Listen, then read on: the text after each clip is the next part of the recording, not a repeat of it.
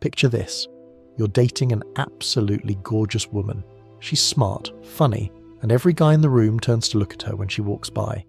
You're treating her like the queen she is, buying her flowers, taking her on expensive dates, texting her good morning every single day. You're being the perfect gentleman your mother raised you to be. But here's what's happening behind the scenes. She's slowly losing interest in you, and you have no idea why. What I'm about to tell you will completely shatter everything you think you know about women and relationships. The uncomfortable truth that 97% of men refuse to accept is this: for a woman to genuinely love you, desire you, and stay loyal to you, she must never feel completely secure in your affection.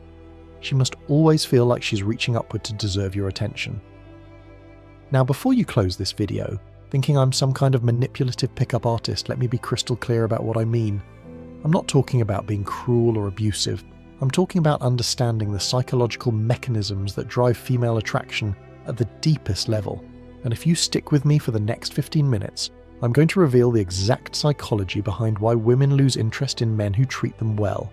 And more importantly, how you can use this knowledge to create the kind of deep, lasting attraction that most men only dream of. This is going to be one of the most important videos you'll ever watch about women's psychology, so pay attention. Let's start with the first golden rule. Women are biologically programmed to seek men with higher survival value than themselves. This isn't something they consciously decide. It's hardwired into their DNA after millions of years of evolution. Back in our ancestral environment, women who chose men with superior resources, strength, and social status were more likely to survive and raise healthy offspring. The women who fell for the nice guy who brought her flowers every day, their genetic line died out because that nice guy couldn't protect her from the neighbouring tribe or provide during harsh winters. This biological programming is called hypergamy, and it's still active in every woman's subconscious mind today. Even though we live in modern times with safety nets and grocery stores, her brain is still operating on ancient software. When a woman perceives that a man's value is lower than or equal to her own, her attraction circuitry literally shuts down. For hundreds of thousands of years, women had to be extremely selective about their mating choices because pregnancy made them vulnerable for 9 months, and raising children required massive resources. A woman who chose poorly could literally die, along with her offspring. This created an intense selection pressure for women to be attracted only to men who demonstrated superior genetics and resources. These ancient programs are still running in the background of every interaction you have with women. When you act needy, desperate, or overly accommodating, you're sending signals that would have indicated weakness and poor survival prospects to our ancestors. Her subconscious receives these signals and responds by reducing attraction. This brings us to the concept of sexual market value, or SMV. Think of dating like a marketplace where everyone has a certain value based on their attractiveness, resources, personality, and social status. The cruel reality is that women are only genuinely attracted to men whose SMV they perceive as higher than their own. Here's where most guys get it completely wrong. They think SMV is about your job, your car, your muscles, or your height. While these factors matter, they're not the primary drivers of attraction. A woman's perception of your SMV is determined much more by how you carry yourself, how you interact with her, and most importantly, how much you seem to need her validation. Let me give you a real example. I once knew a guy who was a successful lawyer, drove a BMW, and was in great shape. He would wine and dine women at expensive restaurants, shower them with compliments, and make himself available whenever they called. Despite having all the external markers of high value, women would consistently lose interest in him after a few weeks. Compare that to another guy I knew who was a bartender, lived in a studio apartment, but had an abundance mindset. He would take women to casual coffee shops, playfully tease them, and never seemed fazed if they didn't respond to his texts immediately. Women would become obsessed with him, constantly trying to win his approval and attention. The difference? The second guy understood that perceived value is more powerful than actual value. He carried himself like a man with options, while the first guy's behavior screamed, "Please don't leave me." Women are constantly scanning for social cues about your value relative to other men. They're looking at how you handle rejection, how you respond to their tests, how you carry yourself in social situations. These behavioral cues matter more than your bank account or your biceps. Here's the second golden rule. The less certain a woman is about your interest level, the more mental energy she invests in thinking about you. This is basic psychology. We value what we're uncertain about and take for granted what we're sure of. When you immediately show your hand by being overly available, constantly texting, and making it obvious that you're completely smitten, you remove all mystery and challenge from the equation. She no longer has to work for your attention because you're freely giving it away. But when you maintain some level of uncertainty about your feelings, something magical happens. Her mind starts racing with questions. Does he like me? Why didn't he text me back? What is he doing right now? This mental occupation is the foundation of attraction. Let me paint you a picture of how this works in practice. You meet a woman at a social event, have a great conversation, and exchange numbers. The typical guy would text her the next day saying something like, "Hey, I had such an amazing time talking to you last night. You're incredible. When can I see you again?" The guy who understands interest concealment waits 3 days, then sends a simple text. "Coffee Tuesday at 3. No excessive enthusiasm, no validation, just a clear invitation that demonstrates he's interested but not desperate. Here's the psychological principle at work. Humans are naturally drawn to intermittent reinforcement. When we receive consistent, predictable rewards, we quickly adapt and lose interest. But when rewards are unpredictable, we become psychologically hooked. Your attention operates on the same principle. When you give it consistently and predictably, she adapts to it and loses interest. When you give it intermittently and unpredictably, she becomes psychologically hooked on getting more of it. Think of your attention and approval as a currency. Like any currency, its value is determined by scarcity. When you give your validation too freely, it becomes worthless. When you make it something that must be earned, it becomes precious. Most men make the fatal mistake of front-loading all their validation. They compliment her constantly, agree with everything she says, and make it clear that she's the most amazing woman they've ever met. What they don't realize is that they just spent their entire emotional budget in the first week. Women are incredibly skilled at reading your level of investment through your behavior. She doesn't need you to say, "I love you." She can see it in how quickly you respond to her texts, how you light up when she walks into the room, how you rearrange your schedule to accommodate her whims. Here's what you need to understand. Women want to feel special, but they want to earn that feeling. When you give it away for free, it loses all meaning. When she has to work for your approval, suddenly it becomes worth something. I know a guy who was dating a model, absolutely stunning woman who was used to men falling over themselves to please her. Instead of showering her with compliments about her looks like every other guy, he would occasionally acknowledge her intelligence when she said something insightful, or praise her sense of humour when she made him laugh. The key was that his validation was conditional on her behaviour, not just her existence. She had to earn his approval through her actions, which made it infinitely more valuable than the empty compliments she received from other men. One of the fastest ways to destroy attraction is to become predictable. When she knows exactly how you'll respond to everything she does, when she can predict your schedule down to the minute, when you become a known quantity, her interest will inevitably fade. This is why so many relationships start passionate and exciting, but gradually become boring and routine. The man, in his effort to be a good boyfriend, becomes utterly predictable. He calls at the same time every day, takes her to the same types of places, and responds to her the same way every time. Predictability signals to her subconscious that she has completely figured you out, which means she no longer needs to invest mental energy in understanding you, and when she stops investing mental energy in you, she stops feeling attracted to you. This is why the bad boy stereotype is so powerful. It's not that women are attracted to men who treat them poorly, they're attracted to men who are unpredictable, who keep them guessing, who don't follow the script of what a typical guy would do. Here's something that will blow your mind. Women are constantly testing your interest level, not your competency. Most men think women are testing to see if they're man enough, or if they can handle her attitude. But that's not what's happening at all. She's testing to see how much you like her. Every time she acts a little cold, every time she mentions another guy, every time she seems unimpressed with something you did, she's gauging your reaction to see if you'll chase her validation. When you fail these tests by immediately trying to win her approval back, you're essentially telling her, "I like you more than you like me." And once she knows that, the power dynamic shifts permanently in her favour. Let me break down some specific examples. The comparison test. She mentions how attractive another man is or talks about an ex-boyfriend. The failed response is to get jealous or try to compete. The correct response is to be genuinely unbothered and maybe even agree with her. The availability test. She suggests plans and then cancels at the last minute.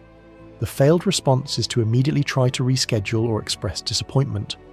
The correct response is to say, no problem, and make other plans. The attitude test. She gives you attitude or acts cold. The failed response is to ask what's wrong or try to cheer her up. The correct response is to mirror her energy and be equally cold until she corrects her behaviour. These tests aren't conscious manipulations. They're unconscious behaviours driven by her need to assess your value. When you consistently pass these tests by remaining unbothered and maintaining your frame, you signal that you're not desperate for her approval.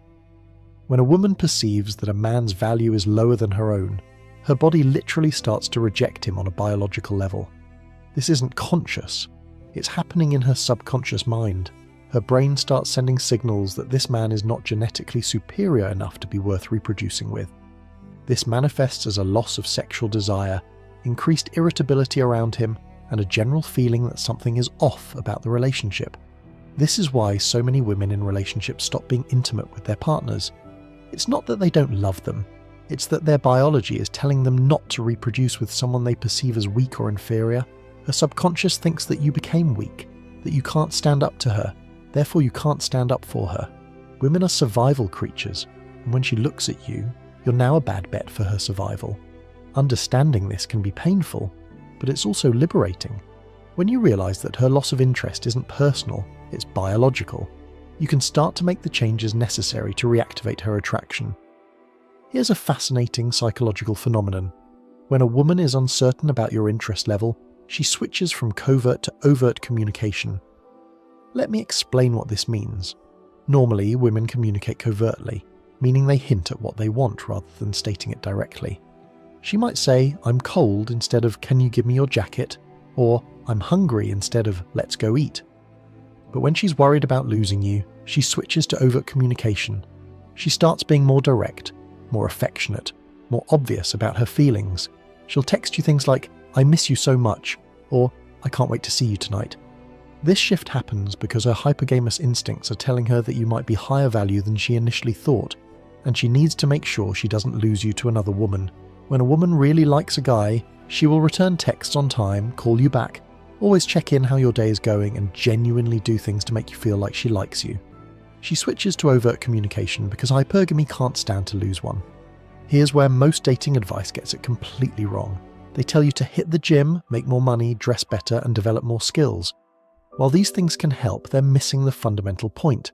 You can be the most successful, attractive, well-dressed man in the world, but if you display low-value behaviours, she'll still lose interest. I've seen millionaires get dumped by women who work at coffee shops because they didn't understand these psychological principles. Conversely, I've seen average guys with average jobs keep beautiful women completely obsessed with them because they understood how to maintain the proper psychological dynamic. External improvements might get you in the door, but psychological positioning is what keeps her interested long-term. Self-improvement is not the answer. Passing the interest tests is the answer. Whether you make $50,000 or $500,000 a year doesn't matter, because revealing interest reveals your sexual market value. Revealing your interest reveals what type of girl you're used to getting. This is probably the most counterintuitive part of female psychology. Women consistently choose men who treat them worse over men who treat them better. This isn't because they enjoy being mistreated. It's because poor treatment often signals higher value. When a man is willing to risk losing a woman by not prioritizing her every need, it suggests that he has other options. When he's not constantly seeking her approval, it implies that he doesn't need her validation to feel good about himself. These are both indicators of high value. The nice guy, on the other hand, signals through his behavior that he's grateful just to be with her. He's so accommodating, so eager to please, so afraid of losing her, that he communicates low value in every interaction. This is why women often stay with guys who treat them poorly. She has something to look up to, and this is why women leave men who treat them well. If you treat a woman well, rest assured she's going to leave you in due time.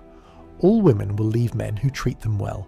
The more dates you try to take her on, the more vacations you suggest, the more calls and texts you give, the more she goes, he really likes me, how nice. You know what? I really don't like him. Women don't fall in love with men. They fall in love with how men make them feel about themselves. When you make her feel like she's the prize, like she's doing you a favour by being with you, she feels powerful but not attracted. But when you make her feel like she has to earn your affection, like she's lucky to have your attention, she feels challenged and excited. This emotional state is what creates the deep, obsessive attraction that leads to genuine love. Women are led by their emotions. If her emotions are signalling, text this man, you like him, that girl is going to text you. If her emotions are signalling, he's low value, I don't like him anymore, she pulls back. The key is to make her feel like she's constantly reaching upward to deserve your attention, but never making her feel like she can't reach it. It's a delicate balance between challenge and hope. The most attractive quality a man can have is genuine abundance, the feeling that he has multiple options and doesn't need any one woman to feel complete. This isn't about actually having multiple women. It's about the mental state of not being needy or desperate. When you have abundance, you naturally do all the right things. You don't chase, you don't overinvest, you don't sacrifice your dignity for her attention. You treat her well because you want to, not because you're afraid of losing her. This mindset is incredibly attractive because it's so rare. Most men are operating from scarcity. They're so grateful to have female attention that they'll do anything to keep it. The man with abundance is selective about who gets his time and energy. You containing your interest makes you the bad boy, makes you the player without even trying to be. You not replying to 1 or 2 text messages makes you attractive. You don't have to be out doing crazy things. There are subtle tweaks in your behaviour that position you as a high-value guy. Women are biologically attracted to men who can lead, make decisions, and take responsibility. When you constantly seek her approval or ask her to make decisions, you're failing to fulfill this basic masculine role. Masculine leadership doesn't mean being controlling or domineering. It means being decisive, confident, and willing to take charge when necessary. It means having a vision for your life and inviting her to join you, rather than centering your life around her preferences. For example, instead of asking, "What do you want to do tonight?" try, "We're going to try that new Italian place downtown." Instead of, "Is this okay with you?" try, "This is what we're doing." You're not being demanding, you're being decisive. When you take charge and make decisions confidently, you're giving her the gift of being able to relax and trust your judgment. This is what true masculine leadership looks like. In any relationship, whoever is investing more emotional energy has less power. Investment can be measured in many ways. Who initiates contact more often, who makes more effort to see the other person, who compromises more, who shows more emotional vulnerability. The person who consistently invests more will eventually lose attraction from the other person. This is a fundamental law of human psychology that applies to all relationships. This doesn't mean you should never invest or show care. It means you should be strategic about when and how you invest. Let her invest in you first, then match her investment level. Don't be the one who's always reaching out, always making plans, always compromising.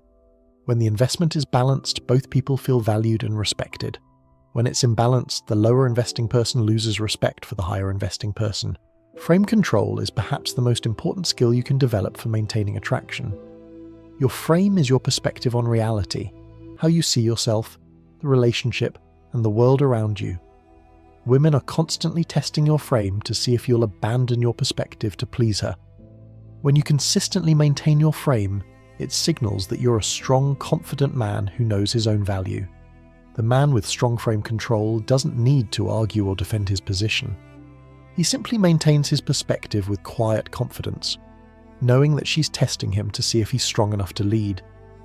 This isn't about being stubborn or inflexible. It's about having a clear sense of who you are and what you stand for, and not compromising that to gain her approval. The uncomfortable reality is that love and attraction operate on different principles. Love is about care, compatibility, and commitment. Attraction is about challenge, uncertainty, and the feeling of reaching upward. Most men focus only on love, being caring, supportive, and committed. But without attraction, love means nothing. She might care about you, but she won't desire you. She might stay with you out of obligation, but she won't be passionate about you. The men who create lasting, passionate relationships are the ones who understand how to maintain both love and attraction. They're caring and supportive, but they're also challenging and unpredictable. They're committed, but they're not needy. Remember, this isn't about being cruel or manipulative. It's about understanding the psychological mechanisms that drive female attraction and working with them instead of against them. The choice is yours. You can continue operating from the nice guy playbook and wonder why women keep losing interest, or you can embrace these uncomfortable truths and start creating the passionate, devoted relationships you deserve. Stop trying to win her over, and start being the kind of man she feels lucky to have won over. The difference will transform not just your dating life, but your entire relationship with women. This is the psychology of female attraction in its purest form. Use it wisely and watch as everything changes.